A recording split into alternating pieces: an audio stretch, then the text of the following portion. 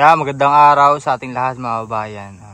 Binisita ko ulit si Kuya Jimmy dito para dalhin itong plain sheet na para sa CR nila. Ayan. So, bali 2 piraso itong plain sheet nating dala. Ayan. Ay, kakuha muna.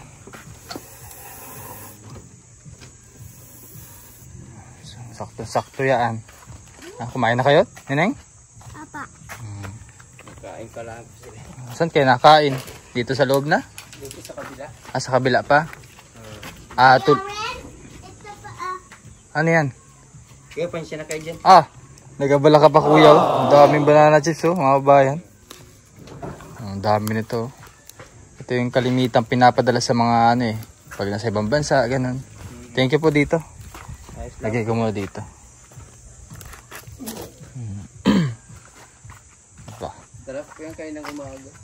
Ay, nagtrabaho ka? Ay, bukas may trabaho ka? Meron po. Bakit po? Ribbon cutting natin sana. Tanghali. Ay, wag mo na. Anong oras ba pasok mo? Tas 4? Ngayon po meron po akong pasok. Pwede kung makapasok po ako mamaya. Di bukas hindi po mapasok. Bukas ay kasi mag-ribbon cutting tayong tanghali ay. Ayun. Nagligo na kayo? Apa. Ikaw nagligo na din? May dala kasi ako. Para sa sa kuto.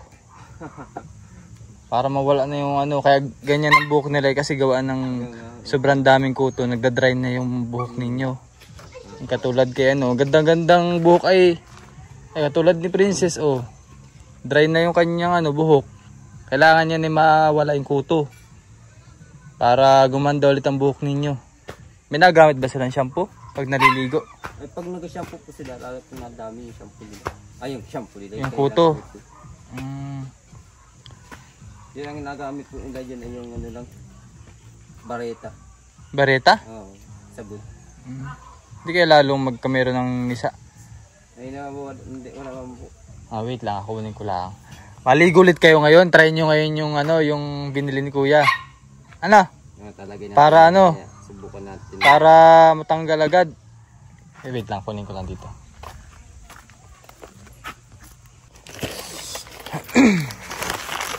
So, ito yung binili. Nakita ko lang din sa Facebook. So, tatry natin. So, wala namang basahin ko muna.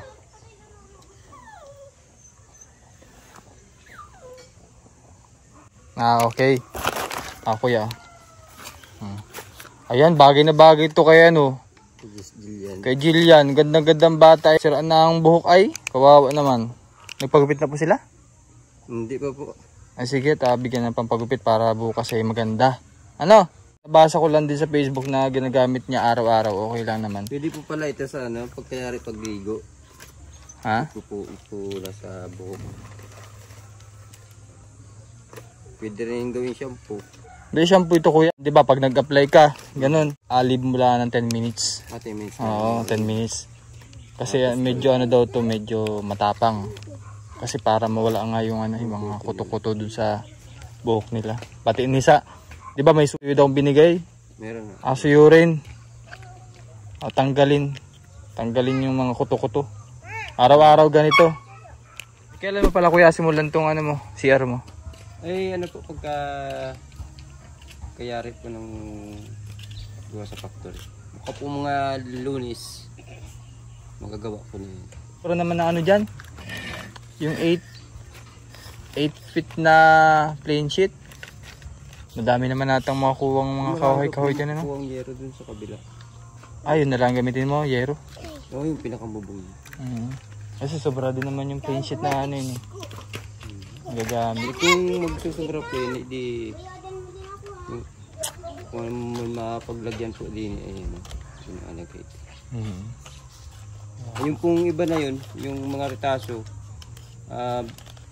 aguntingin ko, tasapin ko po doon sa para patungan ng kalam. Oo. Para hindi masira yung kawayan. Hindi masunog. Kapinturahan ko na rin po yung likod. Daw po. Tingnan natin. Kasi na nakaraan ay ano ay hindi ko na natapos kasi hapon na. Ay ka. So nagpintura ko sa loob. Pinulag na po yung pintura. Yan po muna ang inuuna ko. Ayan, oo, okay na to. Para hindi lang agad masira kasi pag yung ano, nauulanan. Pagkano a-applyan ko rin po siya ng pintura. Ito sakto lang din naman ano. Sakto. Isang apply lang to ano. Bagay din naman kasi ano din eh. Malagay may pintura kasi may primer din naman yan. May primer naman po yan. Yung po doon masasira yan.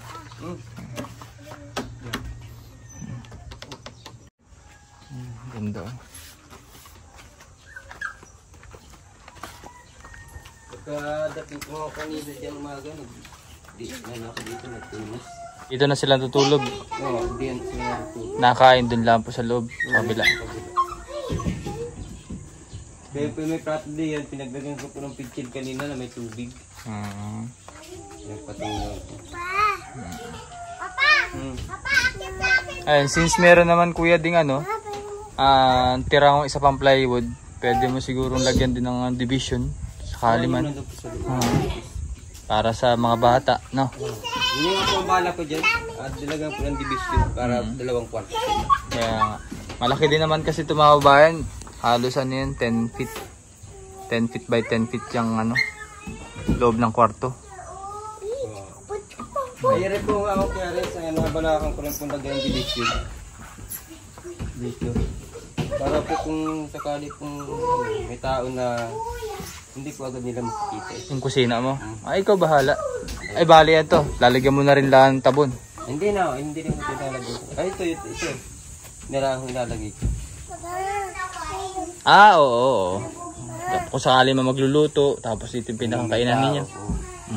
May tao. Ikaw bahala. Hindi ko makikita nila yung kusina. Mahalaga naman ay meron kang ano, malagay meron ng maayos sa tahanan.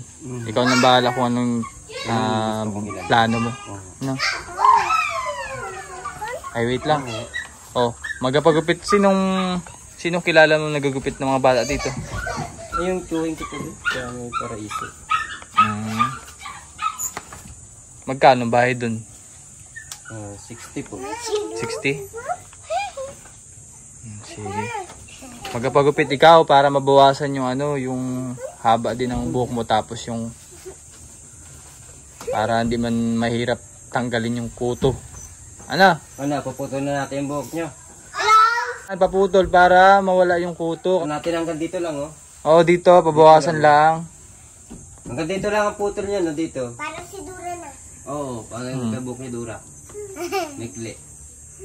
Yan, si Princess, kailangan. Siya, kaysa makakalbo ka na. Sa sobrang dami na. Madalang na po naman ngayon dahil araw-araw po siya Suyod, hindi nilin suyod ka. araw-araw po. Maigi naman. Madalang na po ngayon ng kanyang Si Christian ay kalbo. yung maliliit na lang.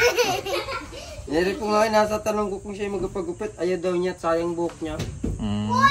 Si Christian ay maganda ang buhok kayo. Kasi kukunti ang ano niya eh, lisa. Lagi pong na ano na yun. Ayaw daw po niya. Si ate Princess niya ang marami ano. Ayun nila tatulog. Gamitin niyo yung shampoo dinala ko na. Naneng. At akong kapaligo sa iyo para makontrol ang shampoo. Baka naman makalbo kayo pag kayo ang nagamit. Dito tayo malaglag ka. Wait lang. Bigay ko muna yung pampagupit ninyo. Para maganda bukas. Ba. Dito, hanggang dito. Ito kuya. Pagupit. 300. Ayan. Para ano, pogi at maganda ang mga bata bukas. Ano ba naman? Ano? Sabihin nyo, ano sabihin nyo sa ano, barbero? Anong gupit po? Jillian, anong gupit? Dora. Tapos kay Christian, anong gupit? Kalbo. Patay. Galit ko hari niyan. Galit na. Yung nga kung pabawasan kanyang buhok sa akin. Haba!